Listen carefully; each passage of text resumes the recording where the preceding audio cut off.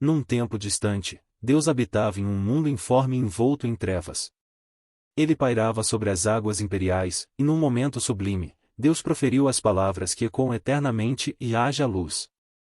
E assim foi, a luz emergiu e Deus viu que era boa. Ele separou a luz das trevas, revelando seu poder divino. No entanto, persiste uma questão teológica fundamental: de onde Deus veio?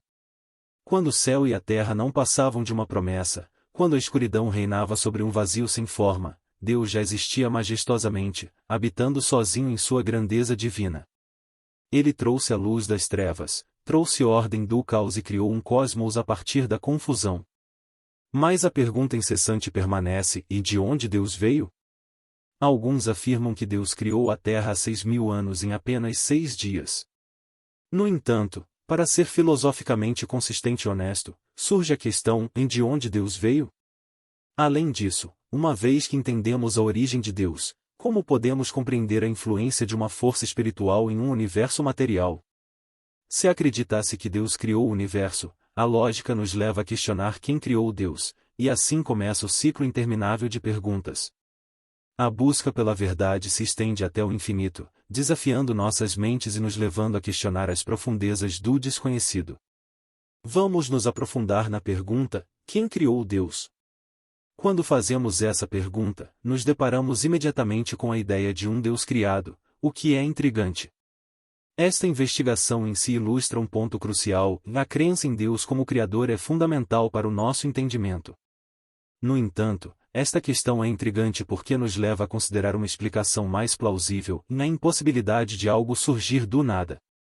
Se concordamos que não é possível criar algo a partir do vazio absoluto, chegamos a uma poderosa conclusão: deve haver algo eterno, sempre existente.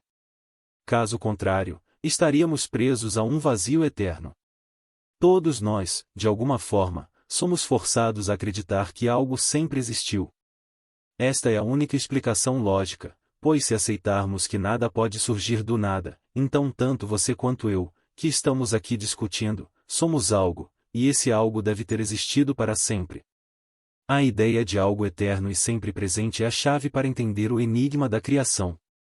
A pergunta que tudo isso nos leva a fazer é: tudo o que sabemos sobre o mundo físico nos leva a duvidar de que algo possa existir eternamente, especialmente desde a década de 1930, quando a teoria do Big Bang foi amplamente aceita. Nossa compreensão do universo mudou drasticamente desde então. Essa teoria sugere que nosso universo atual é apenas uma manifestação temporal, uma única iteração em uma série infinita. Considere as evidências: o universo está em constante mudança, a energia está sendo gradualmente consumida, a bem estabelecida segunda lei da termodinâmica nos ensina que a energia se esgota com o tempo. As estrelas estão perdendo sua energia e a expansão do universo parece estar acelerando, empurrando seus limites além de nossa compreensão. Tudo isso nos leva a concluir que o mundo físico, como o conhecemos, não é um candidato viável para algo que exista eternamente. Agora, a grande questão é: o que quer que tenha existido eternamente deve ser completamente diferente do que vemos hoje. A causa primordial, a fonte de tudo, deve ser algo além de nossa compreensão atual. Portanto, somos desafiados a explorar a verdadeira natureza deste mistério que transcende nosso mundo físico. Reconheço que a ideia de algo existir eternamente pode parecer desafiadora, mas gostaria de apresentar uma perspectiva diferente. Considere que tudo o que percebemos como realidade contingente, ou seja, coisas que poderiam ser de outra forma, são apenas manifestações passageiras. Mesmo objetos aparentemente sólidos como esta cadeira à sua frente eram apenas possibilidades à beira do não ser. Eles não são permanentes, desaparecem com o tempo. A verdade é que todas essas coisas não podem se explicar por si mesmas, são interligadas como peças de dominó em uma cadeia de contingências interdependentes. Em algum momento, devemos assumir que há algo fundamental, algo completamente diferente do que estamos tentando explicar. No entanto, quando se trata de Deus, a afirmação central das tradições cristãs, judaicas e islâmicas é que Deus é eterno. Portanto, a pergunta sobre a origem de Deus não se aplica a ele, por definição. A única maneira de argumentar contra isso é assumir que tudo pertence à categoria de criado, mas isso simplesmente nos leva de volta ao ponto inicial. Os antigos gregos exploraram essa questão, e é por isso que o Evangelho de João começa com as palavras: no princípio era o Verbo. Esta afirmação nos convida a considerar que todas as coisas têm sua origem em algo eterno e transcendental, algo além de nossa compreensão, algo que já existia antes de tudo. Os antigos gregos estavam interessados na questão de duas categorias, o que é criativo e o que já existe. No final das contas, esta questão se resume a se há algo ou alguém que nunca veio à existência. Os cristãos afirmam que esse ser é Deus, e esta afirmação é central para a sua fé. A questão de quem criou Deus pode parecer legítima para alguns, mas argumento que não é. Agora, para aqueles que acreditam que o universo criou tudo, gostaria de fazer uma pergunta: quem criou o Criador do universo? Essa pergunta muitas vezes deixa as pessoas perplexas, e eu mesmo a fiz a muitos cientistas. Lembro-me de uma ocasião em que estava discutindo com cerca de 1000 cientistas, e um físico se aproximou de mim. Ele disse: é interessante tudo o que você fala sobre Deus, mas você é um cristão, e como cristão você acredita na Trindade, que Jesus era Deus e homem. E isso é absurdo. Você pode me explicar isso? Eu respondi: claro que posso, mas primeiro deixe-me fazer uma pergunta: o que é consciência? Ele ponderou por um momento e admitiu que não sabia. Então eu perguntei: o que é energia? Ele respondeu que, como físico, podia medi-la, mas não sabia o que era. Continuei: bem, minha pergunta não é sobre isso. Minha pergunta é: você acredita em consciência? Ele disse que sim. E você acredita em energia? Novamente, ele respondeu afirmativamente. Então eu disse: você acredita nessas duas coisas, mas admitiu que não sabe o que são, então você é um intelectual. Não se preocupe com isso, ele respondeu. Por favor, não me chame assim. E concluí: é exatamente o que você estava prestes a fazer comigo há 5 minutos. Se você não sabe o que é energia, não se surpreenda se energia, luz, gravidade e consciência são mistérios. Não se surpreenda se todos esses mistérios estiverem contidos em Deus. A questão de quem criou Deus, na realidade, não é tão complexa quanto pode parecer. Quando nos referimos a Deus como um ser eterno e atemporal, a resposta se torna clara. Como Keith Ward argumenta em seu livro Deus, Acaso e Necessidade, se alguém perguntasse o que causou Deus, a resposta seria simples, e nada poderia ter trazido à existência uma realidade que transcende completamente o espaço e o tempo, que é autoexistente. Entender essa ideia é entender que Deus está além das categorias de começo e fim.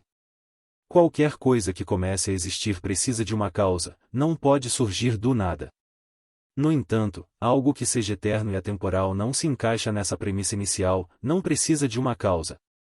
Mesmo ateus como Daniel Dennett reconhecem que, se verdades eternas existem, como números ou objetos matemáticos, eles não precisam de uma causa porque nunca surgem.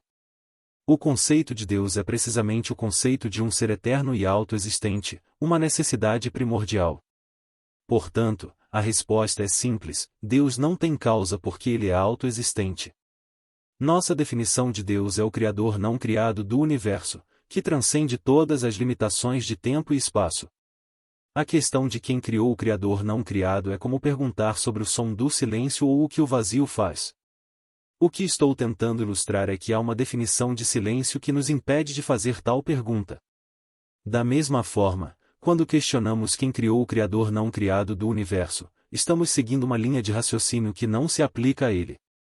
Isso nos leva a um ponto importante: os cristãos baseiam suas crenças em um Deus que não foi criado, enquanto os ateus frequentemente fornecem respostas diferentes.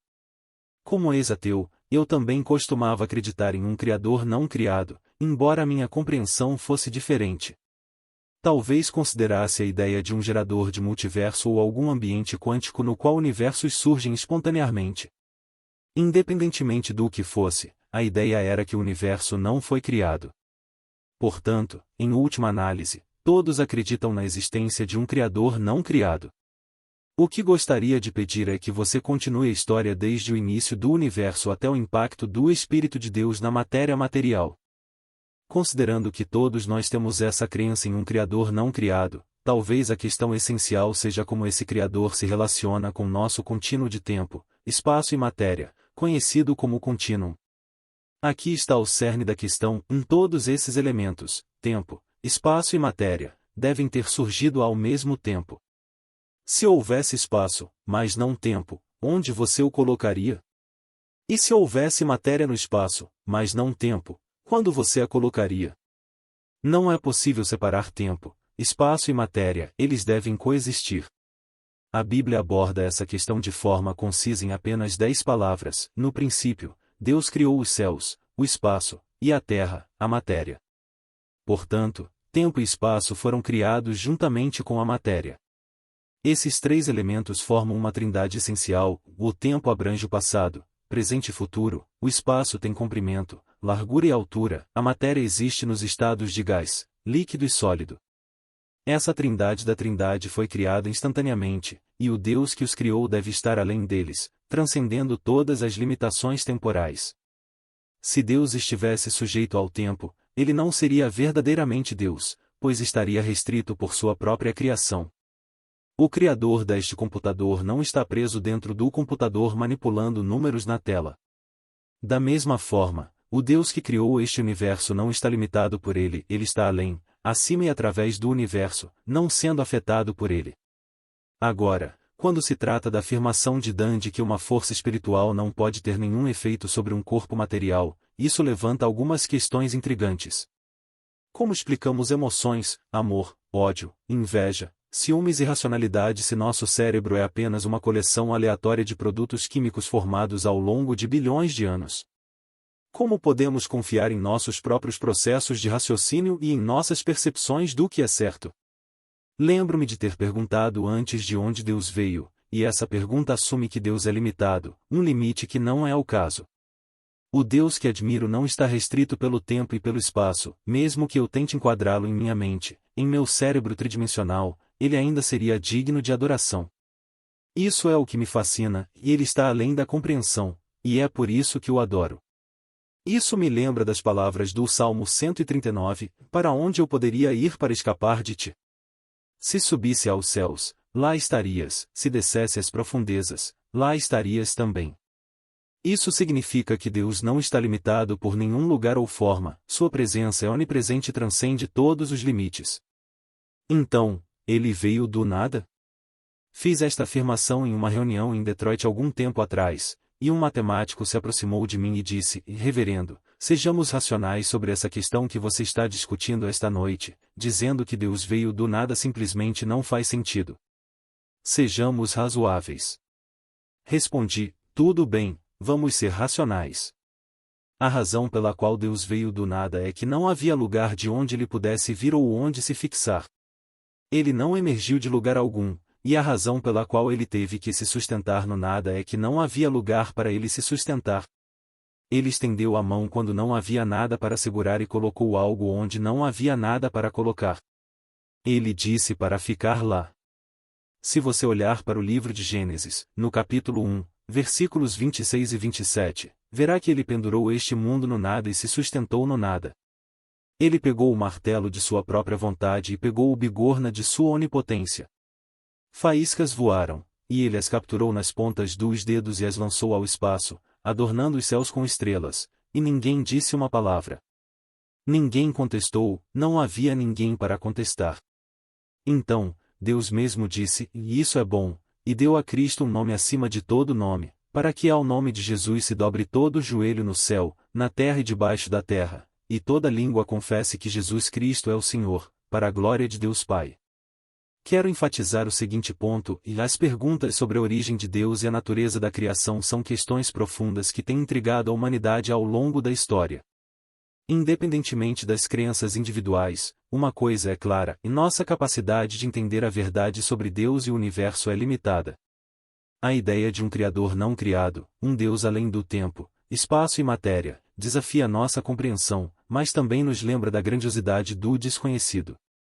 Em última análise, A busca pela verdade é uma jornada pessoal e espiritual, e cada um de nós pode encontrar significado e propósito à sua maneira. Exploramos perspectivas que convidam à reflexão, expandem o pensamento e reconhecem a transcendência divina. Independentemente de onde você esteja em sua jornada espiritual, espero que essas discussões tenham inspirado uma apreciação pela complexidade e beleza do universo e pelo mistério que envolve